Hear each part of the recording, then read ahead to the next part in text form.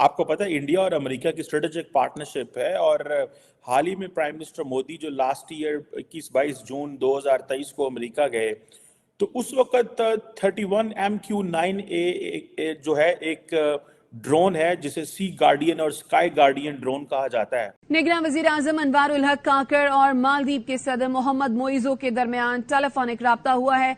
सिख रहनुमा के कत्ल की साजिश बेनकाब होने के बाद अमेरिका और भारत के दरमियान ताल्लुकात रोज बरोज खराब होने लगे हैं। अमेरिका ने भारत को $3 अरब के ड्रोन की फरोख्त रोक दी है। उसके हवाले से जो है वो डील्स हुई कि अमेरिकन तकरीबन $3 बिलियन के ये ड्रोन्स इंडिया को देगा।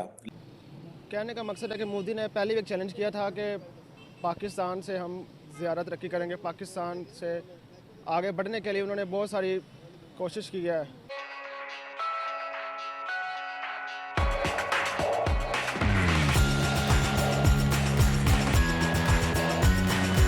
लेकिन अभी सुनने में आया है, एक अजय शुक्ला साहब हैं और बहुत सारे और लोग भी इसको रिपोर्ट कर रहे हैं कि अमेरिकन साइड ये कह रही है कि जब तक पन्नू के केस के अंदर इंडियन साइड जो है वो मीनिंगफुल इन्वेस्टिगेशन में हेल्प आउट नहीं करती, हम इस केस को नहीं लेके चले। How do you see this is a serious development. अमूमन इंडिया अमेरिका जो है वो इंडिया को नो नहीं करता, हर चीज के दरवाजे खोले हुए थे उन्होंने, लेकिन इस चीज को आप कैसे देखते हैं? क्या America long term in drones की सप्लाई को ये रोक सकता है? हकीकत ये पन्नू का जो केस है ये खासकर मैं खास I am here since long time और लीगल कम्युनिटी से मेरा रिलेशनशिप भी है, मेरी तरबियत भी as a legal law degree भी मेरे पास है यहाँ से, लेकिन it's not something else is behind this all of it. ये it's not a big deal.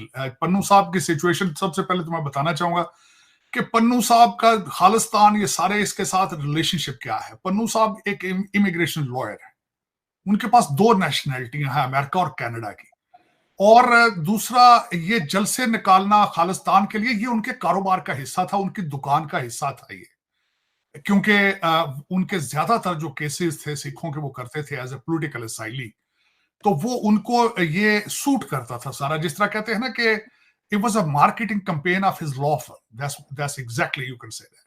सो ये एक इतना बड़ा इशू इम्पॉसिबल है कि अमेरिका और भारत के रिलेशनशिप को के ऊपर क्रैक इस वजह से आया हो। इट इज इम्पॉसिबल, मेरा ज़हन ये नहीं मान सकता बिल्कुल, क्योंकि इसके पीछे रिलेशनशिप बनते बनते बनते हैं, ऐसे नहीं बन जाते। और दूसरा, इस वक्त भारत की जो मेरी नजर में मैं समझता हूं, जो मैं पहले भी 1-2 दफा इस चीज का मैं बता चुका हूं आपको, कि वॉशिंगटन डीसी के अंदर एक कंसर्न मौजूद है बढ़ता हुआ इन्फ्लुएंस ऑफ इंडियन डायस्पोरा और भारत का उभरती हुई इकॉनमी, भारत का मसल फ्लेक्स करना, भारत का कॉन्फिडेंस शो करना अपने रीजन में, भारत का नारा स्ट्रेटेजिक ऑटोनॉमी, ये वेस्टर्न जो पावर्स हैं उनको ये पसंद नहीं है, ये बिल्कुल उनको पसंद नहीं है। इनको आदत पड़ चुकी है डिक्टेशन देने की, इनको आदत बन चुकी है कि लोग सरनगू होकर इनके पीछे पीछे चलें, अमेरिकन एम्बेसडर जहां भी हो वो एक्ट लाइक वॉइस राय करे, ये इनको आदत पड़ चुकी है। अब वो इनसे बर्दाश्त नहीं हो रहा। कल ही बैंक ऑफ इंडिया ने जो अपने फोरकास्ट किया है कि हमारी इकोनॉमी 2025 तक 7% पे जाएगी। फिर उसके बाद भारत के जो डिस्ट्रॉयर हैं, इनके जो शिप्स हैं, जिस तरीके से रेड सी के अंदर वो बिहेव कर रहे हैं, they are behaving like America. आपका क्या ख्याल है, इनको कंसर्न नहीं होगा? इनको ये सोचे नहीं होगी? फिर उसके बाद इनकी ख्वाहिश थी कि भारत चाइना के गले पड़ जाए लद्दाख वाली साइड पे, वो नहीं माने बात उनकी। फिर उसके बाद ये नहीं चाहते कि भारत ईरान के साथ रिलेशनशिप हमें बिल्ड करे, ये नहीं चाहते चाह बहार जो है वहां, मेरा मकसद है वहां भारत इतना उसमें आगे जाए सारा कुछ। तो ये सारी चीजें हैं, इस पे भारत को इशारे दिए जा रहे हैं। बल्कि यहां तक मैं इस पे थोड़ा सा बताऊंगा ये किस तरह पॉसिबल हो सकता है। आपने बताया कि स्काई गार्डियन, स्काई सी गार्डियन और सी गार्डियन जो ड्रोन थे $3 बिलियन के, उसके साथ एक शिपमेंट मौजूद थी 8 बोइंग तैयारों की, P-81 तैयारों की। अगर उनकी शिपमेंट सप्लीमेंट्री रोकनी थी तो फिर 45 एकड़ का वहां कॉम्प्लेक्स बनाने की क्या जरूरत थी भाई? बेंगलुरु में इन्होंने अभी 1 हफ्ता पहले मोदी साहब ने उसका इफ्तिताह किया है।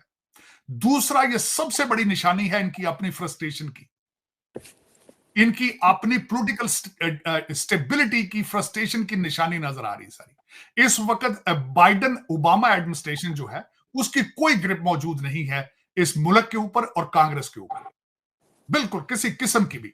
आपको पता होना चाहिए कि 4 केसेस में फ्यूचर प्रेसिडेंट, जो मैं कह सकता हूं फ्यूचर प्रेसिडेंट अगर फेयर इलेक्शन हुए, उसके ऊपर 90-91 केसेस हैं। इतने अल कपोन के ऊपर केसेस नहीं थे जितने उसके पीछे हैं। इस वक्त टोटल फोकस पूरे डिपार्टमेंट ऑफ जस्टिस का और एफबीआई का सिर्फ एक ही टास्क है कि how to bring Donald Trump down.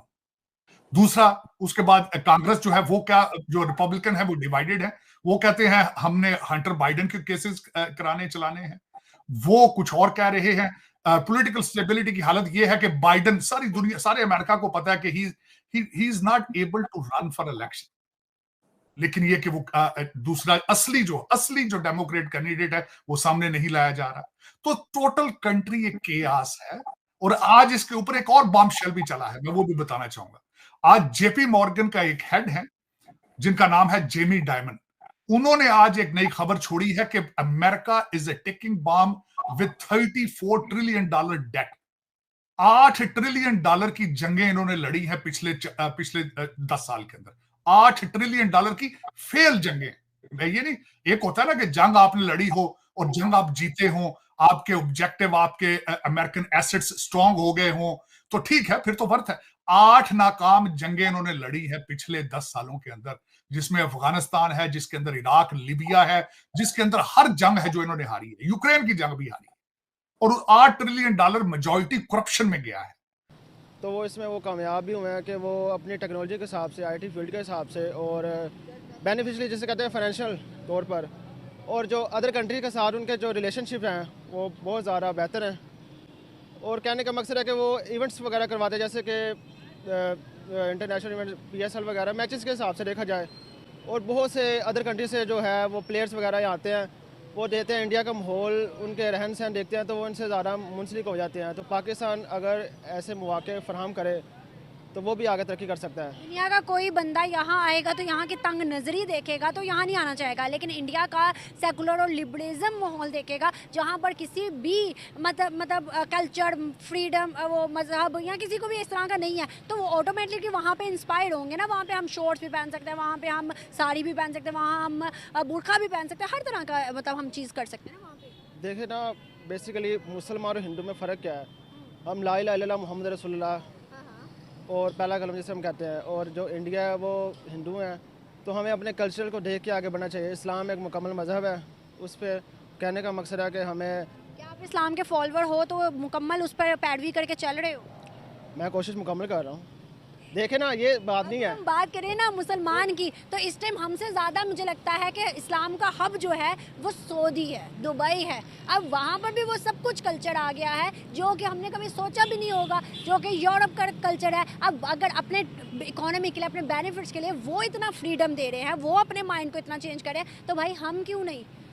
किसी के आने से हमारे इस्लाम को ख़तरा थोड़ी पड़ेगा। देखें, इस्लाम के पास भी अपना निज़ाम मईशत है और जो गैर इस्लामी निज़ाम है उनके पास भी अपना निज़ाम मईशत है।